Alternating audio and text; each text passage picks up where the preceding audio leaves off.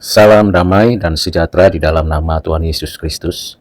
Firman Tuhan yang kita baca, renungkan dari Mazmur 105 ayat yang ke-8 sampai dengan ayat yang ke-11. Demikianlah firman Tuhan. Ia, Tuhan, ingat untuk selama-lamanya akan perjanjiannya, firman yang diperintahkannya kepada 1000 angkatan, yang diikatnya dengan Abraham, dan akan sumpahnya kepada Ishak. Diadakannya hal itu menjadi ketetapan bagi Yakub, menjadi perjanjian kekal bagi Israel. Firman-Nya, kepadamu akan kuberikan tanah Kanaan sebagai milik pusaka yang ditentukan bagimu. Demikianlah firman Tuhan. Berbahagialah kita yang menyimpan firman-Nya di dalam hati, mengertinya, dan mengerjakan firman ini dalam keseharian kita hari ini. Saudara yang kekasih di dalam Kristus, ayat yang sudah kita baca berhubungan langsung dengan kisah Tuhan memanggil dan memberikan covenant-Nya kepada Abraham sampai diteruskan kepada Ishak dan Yakub, yang dapat kita telusuri dari kitab Kejadian pasal 12 sampai dengan Kejadian pasal yang ke-34, bahkan sampai ke pasal 50. Sebelumnya kita tahu bahwa Tuhan telah mengadakan covenant-Nya. Tuhanlah yang berinisiatif menyatakan covenant-Nya kepada Adam yang mewakili manusia, untuk setiap manusia, setiap keturunan Adam memiliki satu covenant, berkarya di bumi, mengelola bumi, memelihara bumi, menjaga bumi sebagai ibadah, dan itu berkaitan dengan hidup dan kematian. Kalau Adam dan keturunannya sungguh-sungguh mengikuti covenant dari Tuhan yang disebut sebagai covenant kerja, maka Adam dan keturunannya menikmati hidup dan kehidupan yang dirancang Tuhan di bumi ini. Tetapi jikalau tidak, Adam dan keturunannya mengalami penghukuman kematian. Kita tahu bahwa Kejadian pasal 3 membuktikan bahwa Adam dengan sengaja melanggar, melawan, memberontak kepada Tuhan Allah, dan covenant-Nya tidak ditaati.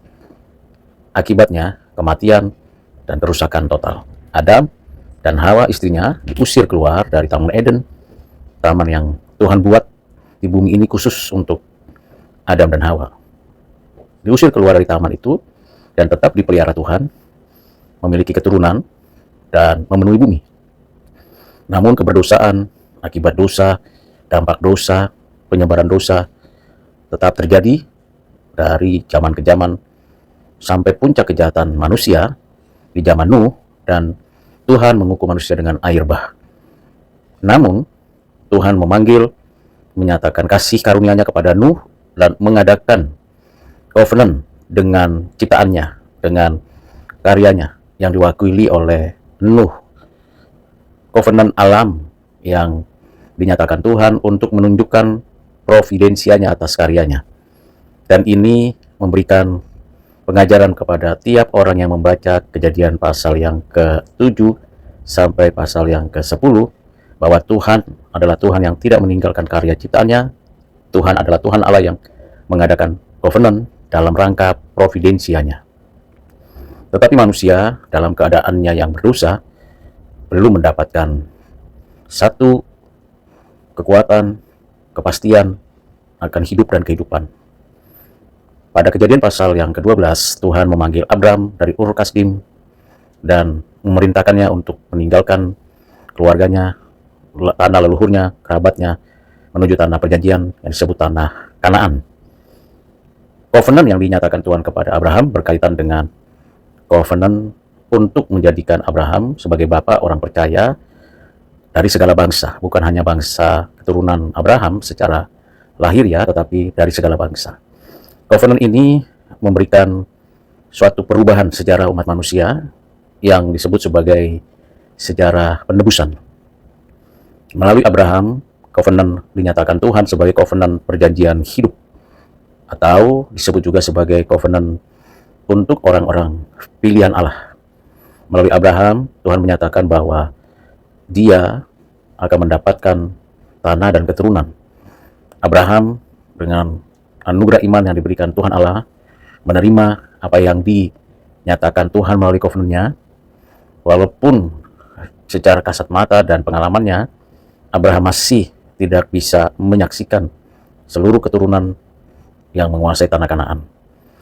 Covenant Tuhan Allah dengan Abraham adalah covenant yang bersifat kekal, sekaligus digenapkan melalui anak perjanjian, yakni Ishak. Dan dari Ishak diteruskan kepada Yakub, dan dari Yakub dilanjutkan dengan keturunan Israel. Pemazmur mengkomunikasikan peristiwa tersebut dalam Mazmur 105 ayat 8-11. Sebuah rumusan yang begitu mendalam, mendasar, dan komprehensif, bahwa Tuhan ingat untuk selama-lamanya akan perjanjiannya. Bisa jadi ada keturunan Abraham yang melupakan atau mengabaikan perjanjian covenant Tuhan dengan Abraham.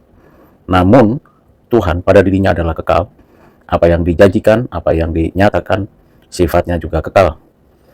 Itu sebabnya pemazmur mengajak kita untuk mengerti bahwa Tuhan tidak pernah melupakan perjanjian covenant yang memberikan jaminan hidup dan kehidupan.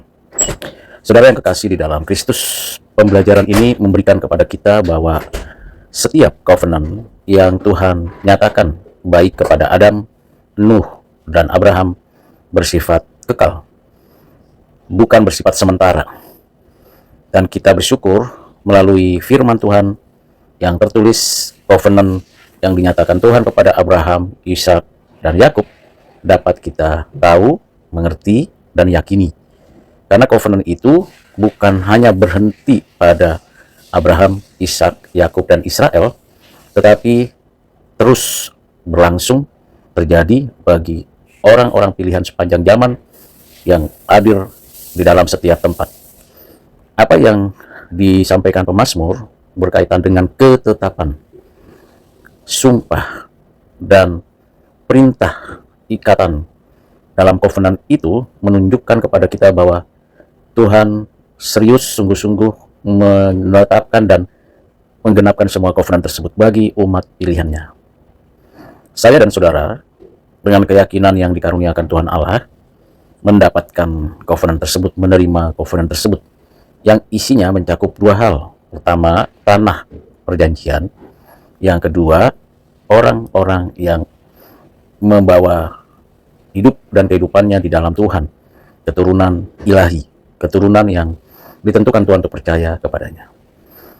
Kiranya dengan pembahasan dan pengertian dari Mazmur 105 ayat 8-11 ini sebagai ungkapan janji Tuhan untuk umatnya, karena memang sungguh setiap pribadi yang menerima covenant terikat dan diikat di dalam kasih kebenaran berdasarkan ketetapannya, diteguhkannya covenant itu pada dirinya sendiri, dan diberikannya covenant itu dari satu generasi ke generasi berikutnya.